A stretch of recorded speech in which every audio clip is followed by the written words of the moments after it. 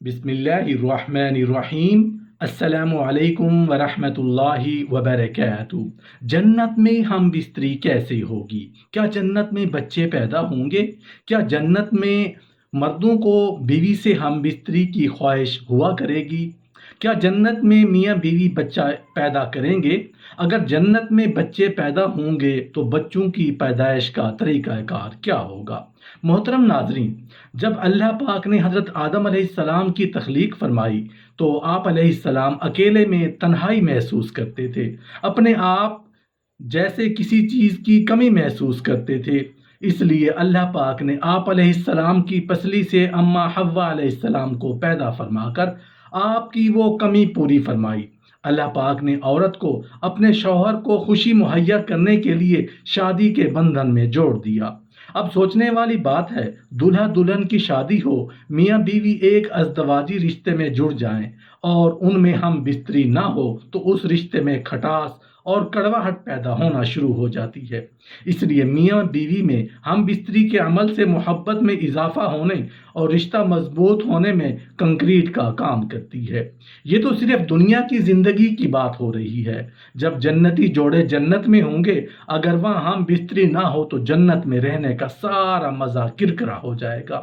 اس لیے اللہ پاک نے جنت میں بھی اس میاں بیوی کے رشتے میں مضبوطی کے لیے ہم بستری کرنے کی اجازت دی ہے۔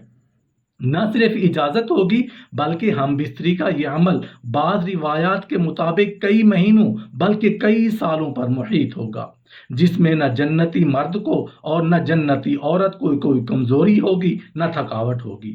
محترم ناظرین، رسول اللہ صلی اللہ علیہ وآلہ وسلم کا ارشاد ہے کہ جنت میں ہر شخص جوان ہوگا۔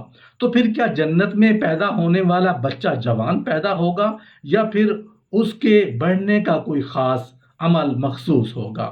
اگر جنت میں اولاد کی خواہش ہوئی تو اس کی یہ خواہش بھی لمحہ بھر میں پوری کی جائے گی، اور جنت میں عفت و پاک دامنی پہلے سے ہی جنتی کو حاصل ہوگی۔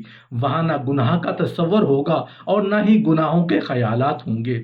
جنتیوں کو حسین و جمیل، خوبصورت پاکیزہ بیویاں ملیں گی، چنانچہ جنتی اپنی بیویوں اور حوروں سے لطف اندوز ہوں گے، جس میں ان کے ساتھ ہم بستری کرنا بھی شامل ہے۔ یہ بات قرآن کریم اور احادیث مبارکہ سے ثابت ہے۔ قرآن کریم میں ہے، جنت والے لوگ اس دن یقیناً اپنے مشغلے میں مگن ہوں گے۔ حضرت عبداللہ بن عباس، حضرت عبداللہ بن مسعود اور حضرت عبداللہ بن عمر رضی اللہ عنہم فرماتے ہیں کہ اس آیت میں مذکور مشغلے سے مراد ہے کہ جنتی لوگ جنت میں کنواری لڑکیوں کے ساتھ جمع میں مشغول ہوں گے۔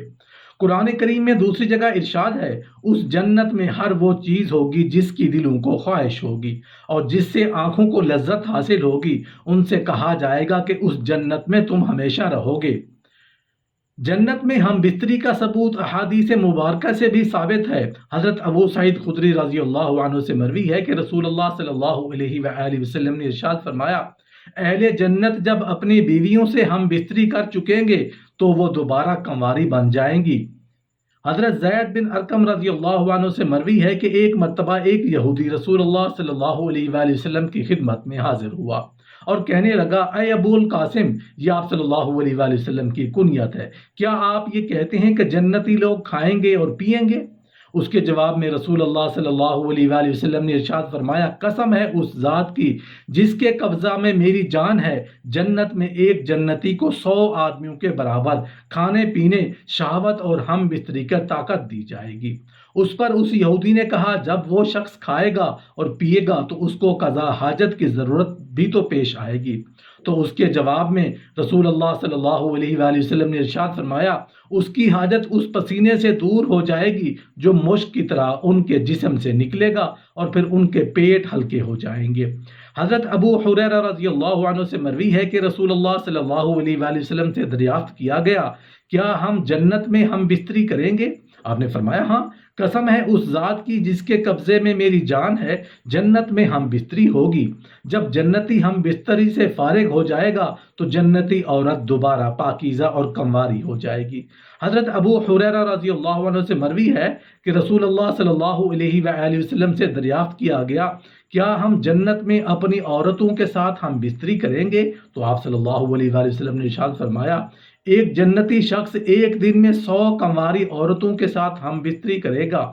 حضرت ابو امامہ باہلی رضی اللہ عنہ سے مروی ہے کہ رسول اللہ صلی اللہ علیہ وآلہ وسلم سے دریافت کیا گیا، کیا اہل جنت ہم بستری کریں گے؟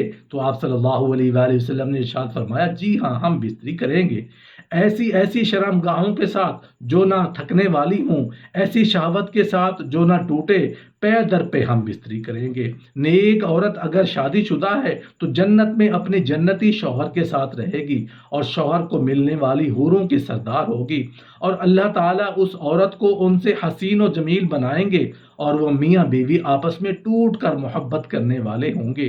اور اللہ تعالیٰ نے اپنے مومن بندوں کے لیے جنت میں بطور انعام بنائی ہے، جس میں ہر لمحہ لذت کے حصول کے اسباب بطور نعمت مہیا کیے ہیں۔ من جملہ نعمتوں میں ایک نعمت ازواج اور حوروں کا عطا فرمانا ہے، جو جنتی کی شہوانی تسکین کا ذریعہ ہے۔ تاہم جنتیوں کو جنت میں گناہوں کی خواہش نہ ہوگی، اور نہ ہی پراگندہ خیالات اسے دامن گیر ہوں گے، بلکہ پاکیزہ جذبات و خواہشات ہوں گی، اور ان کے حصول کے لیے حلال راستے دستیاب ہوں گے۔ مذکورہ سب باتیں قرآن و حدیث کی نصوص سے ثابت ہیں۔ جنت میں انسان جو چاہے گا اسے وہ ملے گا۔ اگر وہ اولاد کی خواہش ہوگی تو اولاد بھی ہو جائے گی، لیکن دنیاوی اولاد کی طرح ان کا حکم نہیں ہوگا۔ ایک حدیث شریف میں ہے کہ آپ صلی اللہ علیہ وآلہ وسلم نے فرمایا، اگر بالفرض کوئی مسلمان جنت میں اولاد کا خواہش مند ہوگا تو اس کی خواہش اس طرح پوری کی جائے گی کہ بچہ کا حمل قرار پانا، اس کا پیدا ہونا اور اس کا انتہائی عمر یعنی 30 سال کی عمر تک پہنچنا، سب کچھ ایک ساتھ میں عمل پذیر ہو جائے گا۔ حدیث کے الفاظ حمل، زچگی اور پرورش، یعنی حمل ٹھہرنا، مدت مکمل ہونے کے بعد زچگی، اور اس کے بعد 33 سالہ کڑیل جوان ہو جائے گا جیسے وہ چاہے گا، یعنی اسے لڑکا چاہیے تو وہ لڑکا ہوگا۔ ابن قیم رحمۃ اللہ علیہ نے بہت سی ایسی وجوہات ذکر کی ہیں جن کی وجہ سے یہ بات راجح قرار پاتی ہے کہ جنت میں ولادت نہیں ہوگی۔ ابن رزین رضی اللہ عنہ کی حدیث میں ہے، اللہ جل شانہ سورہ بقرہ کی آیت نمبر 25 میں فرماتے ہیں، اس کے لیے جنت میں پاک بیویاں ہوں گی، اور اس سے یہ مراد ہے کہ حیض و نفاس اور گندگی سے پاک ہوں گی۔ چنانچہ مجاہد رحمۃ اللہ علیہ کہتے ہیں، حیض، پاخانہ، پیشاب، ریٹ، تھوک، منی اور زچگی سے پاک ہوں گی۔ اللہ تعالیٰ نے بچوں کی پیدائش حیض اور منی کے ساتھ منسلک کی ہے۔ چنانچہ اگر جنت میں بھی عورتیں بچے پیدا کریں تو حیض اور منی کا خروج نہیں رک سکتا۔ یہ سب باتیں ذکر کرنے کے بعد ابن قیم رحمۃ اللہ علیہ کہتے ہیں کہ جنت افضائل نسل کی جگہ نہیں ہے، بلکہ دائمی اور سرمدی رہنے کا مقام ہے۔ اس میں رہنے والا کبھی نہیں مرے گا، اس کو نسل کی ضرورت پڑے گی۔ یا اللہ پاک، ہمارے اعمال آپ سے پوشیدہ نہیں ہو سکتے۔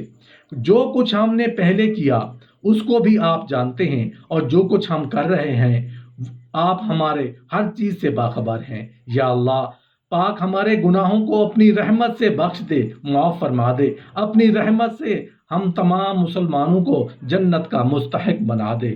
آمین یا رب العالمین۔